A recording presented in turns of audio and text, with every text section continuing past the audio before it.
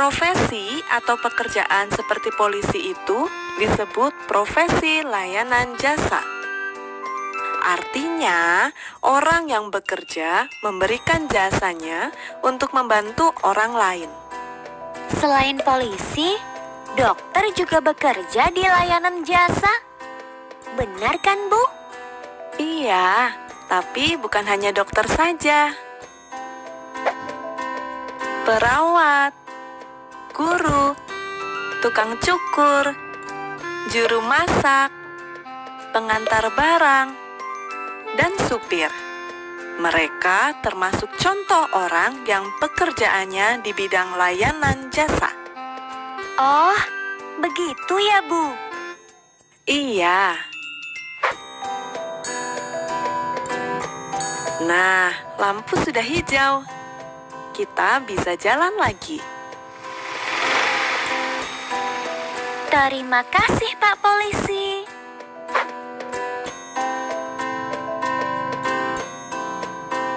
Kalau aku sudah besar, aku mau jadi polisi. Perempuan boleh jadi polisi kan, Bu? Tentu saja boleh. Kalau perempuan, namanya polisi wanita atau polwan. Sekarang ini, profesi apapun bisa dikerjakan oleh laki-laki dan perempuan. Makanya, kamu belajar yang rajin ya, supaya bisa menggapai cita-citamu. Siap, Bu. Yah, boneka pandaku tangannya rusak. Coba ibu lihat. Lengannya sedikit sobek, biar ibu jahit dulu. Wah, terima kasih, Bu.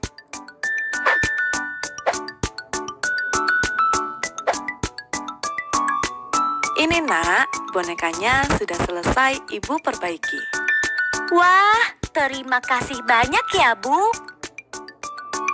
Ibu hebat deh. Seperti dokter yang mengobati pasien. Kalau sudah besar nanti, aku mau jadi dokter saja. Loh, tadi katanya mau jadi polwan. Jadi dokter saja deh. Kan sama-sama membantu orang lain. Kamu ini bisa saja. Oh iya, kamu sudah berdoa belum? Kita harus berdoa dulu sebelum melakukan aktivitas. Benar juga. Teman-teman, yuk kita berdoa sama-sama. Berdoa, mulai.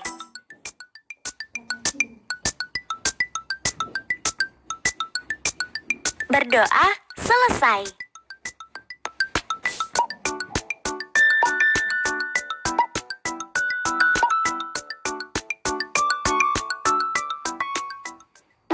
Sebelum jadi dokter beneran, aku mau jadi dokter cilik dulu. Seperti di cerita ini. Ibu, temani aku membaca cerita dong. Boleh.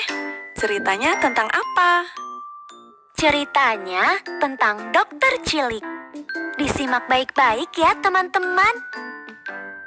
Dokter cilik. Hari ini, Vita dan Veha di rumah saja. Karena orang tua mereka sibuk. Vita senang bermain dokter-dokteran, tetapi Veha tidak suka permainan itu. Vita mengajak Veha untuk bermain bersama. Dia berpura-pura memiliki peralatan dokter. Vita berpura-pura menjadi dokter. Dia memeriksa Veha. Vita berseru, "Tenang, biar dokter memeriksamu." Oh, suhu badan Veha tidak tinggi. Detak jantungnya pun normal. Veha bosan. Vita, aku tidak suka permainan ini. Bagaimana kalau kita bermain petak umpet saja? Veha bertanya. Tidak, kita hanya berdua. Vita menolak. Pasti tidak seru. Bagaimana kalau kau yang jadi dokternya? Kemudian, dia memberikan peralatan dokter kepada VH. VH masih juga bosan. Ketika Vita berbalik, VH berlari ke dalam rumah untuk bersembunyi. Vita memandang berkeliling, tetapi tidak melihat adiknya. Vita berseru, "Di mana kau, VH?" Namun, tidak ada jawaban. Vita masuk dan mencari VH. VH bersembunyi dan menertawakan kakaknya. Lalu, dia masuk ke sebuah kamar untuk bersembunyi. VH, kau di dalam rumah? Hening, tidak ada jawaban. Tak lama kemudian, Vita mendengar VH terjatuh di kamar.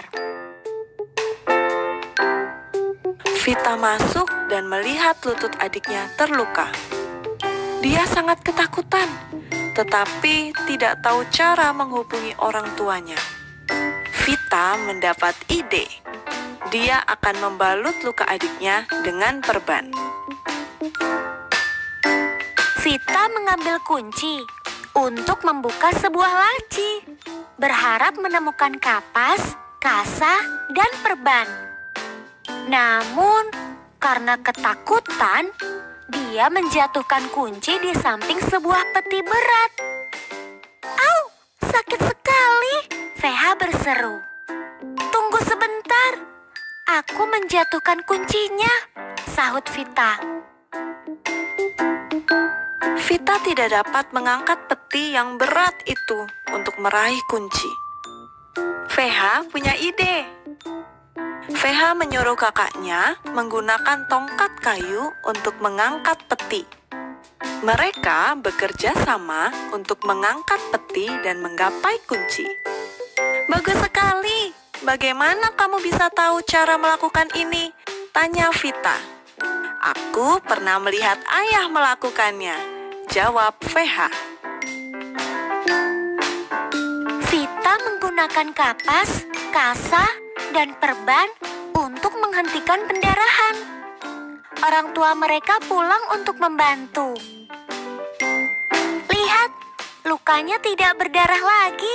Vita dapat melakukan pekerjaan dokter," VH bercerita kepada orang tuanya. "Bisakah kamu tidak terlalu aktif, VH?" Vita dan orang tuanya berkata serentak. VH tertawa, melupakan lututnya yang sakit.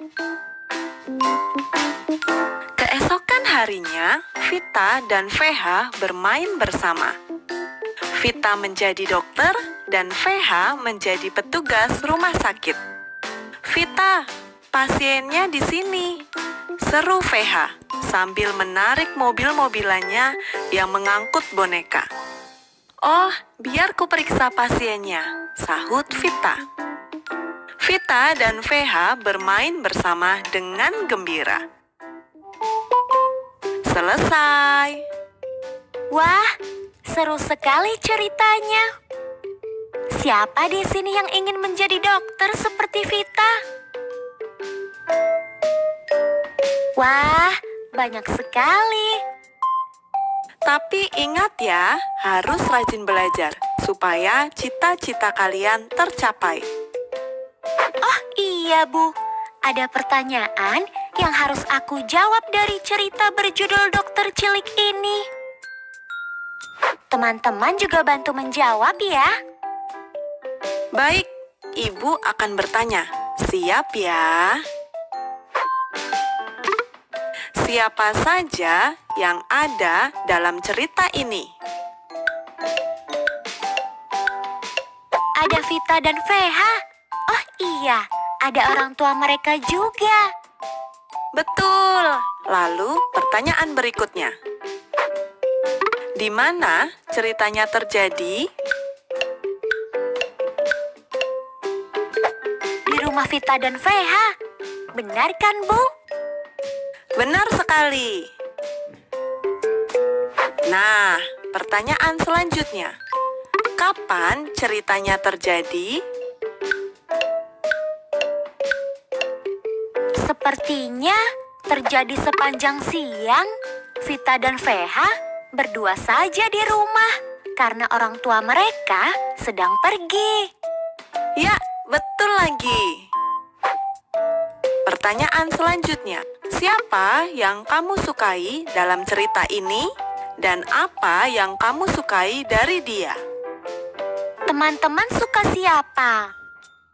Karena aku juga ingin menjadi dokter seperti Vita, jadi yang aku sukai di cerita ini adalah Vita.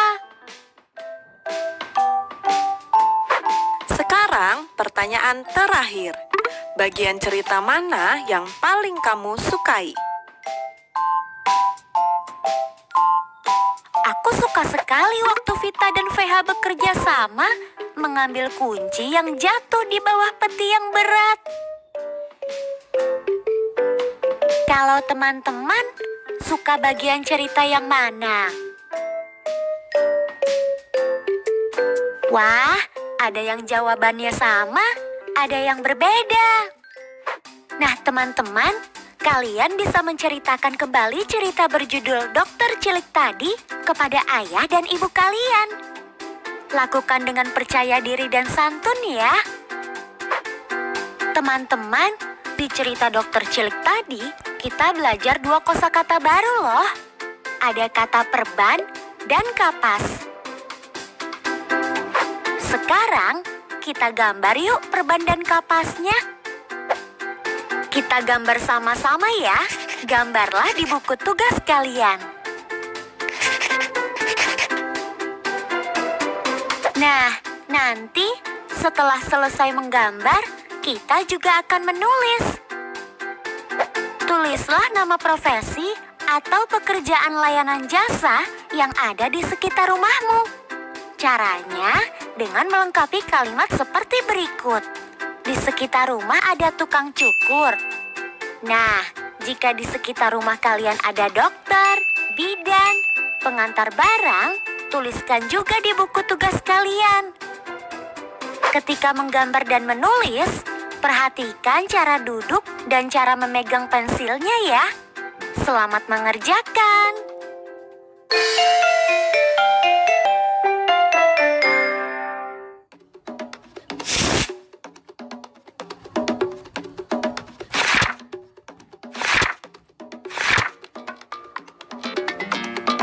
Teman-teman, sekarang kita balima atau baca 5 kata yuk. Aku sudah menulis 5 kata di potongan kertas. Kita baca sama-sama yuk. Baca dengan suara yang nyaring ya. Ayo. Jadi. Pada. Dalam. Hanya. Kita ulangi dengan tempo lebih cepat ya. Ayo. Jadi. Pada. Dalam. Hanya. Nah, teman-teman bisa berlatih bersama ayah, ibu, atau kakak kalian. Selamat berlatih.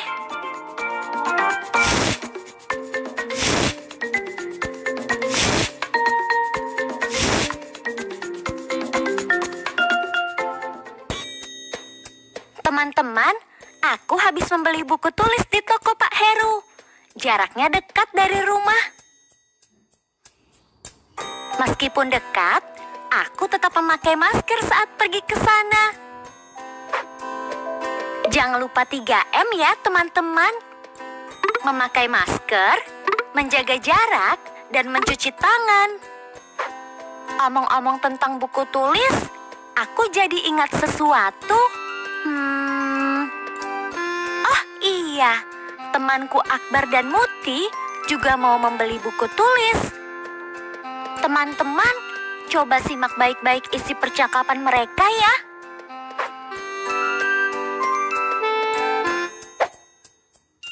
Hai Muti.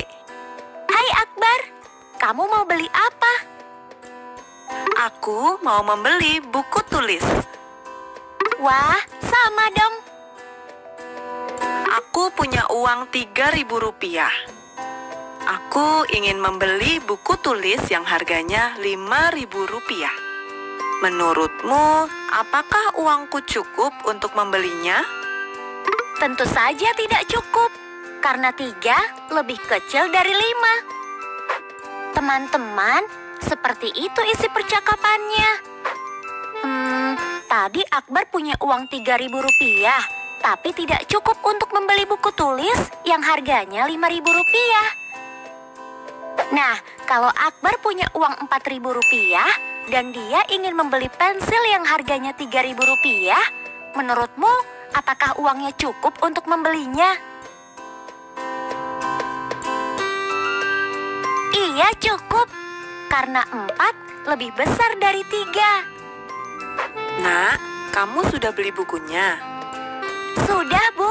Ini kembaliannya. Uang kembaliannya untuk kamu saja, Nak. Untuk kamu tabung. Hore! Terima kasih, Bu. Oh iya, ini namanya uang logam kan, Bu? Iya, Nak. Uang logam terdiri dari 2 sisi, yaitu sisi angka dan sisi gambar. Di sisi angka menunjukkan nilai uang logam. Dan di sisi gambar terdapat lambang negara Indonesia, yaitu burung Garuda Pancasila. Dan rupiah itu adalah mata uang negara kita, Indonesia. Kalau ini nilainya 100 rupiah ya, Bu. Dan yang ini nilainya 500 rupiah. Iya, betul sekali, Nak. Teman-teman, coba kalian perhatikan nilai uang logam berikut ini. Ingat baik-baik ya nilai uangnya. Jadi, kalau nanti kita membeli sesuatu, kita sudah paham berapa nilai uangnya. Nah, sekarang kita belajar mencocokkan uang logam dengan nilai mata uangnya. Nilai uang logam yang ini adalah 500 rupiah.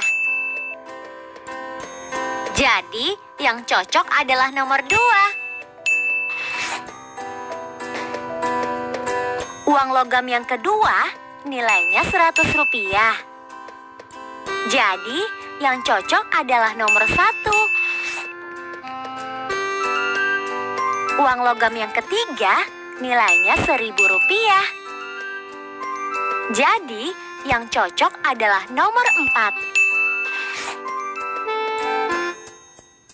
Dan yang terakhir, nilai mata uang logamnya adalah 200 rupiah. Jadi, yang cocok adalah nomor 3. Uang logam kembalian membeli buku tulis tadi, aku tabung di celengan ayam ini. Jadi, kalau nanti aku mau membeli alat tulis atau keperluan lainnya, aku bisa pakai uang dari celengan ini. Ayo teman-teman, kita berhemat dan jangan lupa rajin menabung ya. Selesai deh pelajaran kita hari ini. Jika saat belajar tadi kalian ditemani oleh ayah, ibu atau kakak, jangan lupa ucapkan terima kasih ya. Iya, jangan lupa untuk mengisi lembar refleksinya. Sekarang, aku mau mencatat dulu di buku tulis yang aku beli tadi. Dadah teman-teman.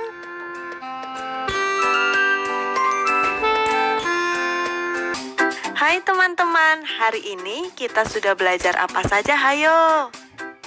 Ya, kita sudah belajar mengenal layanan jasa yang ada di sekitar kita. Membaca dan tanya jawab dari cerita berjudul Dokter Cilik. Menggambar dan menulis kosakata baru dari cerita berjudul Dokter Cilik. Membaca 5 kata atau ba5. Memperkirakan jumlah 2 bilangan tanpa menghitung. Dan mengenal nilai uang logam. Baiklah teman-teman, sampai di sini dulu ya. Kita berjumpa lagi besok. Sekarang tetap belajar dari rumah ya teman-teman. Jaga jarak, rajin cuci tangan, dan pakai masker agar kita mencegah penyebaran COVID-19. Sampai jumpa.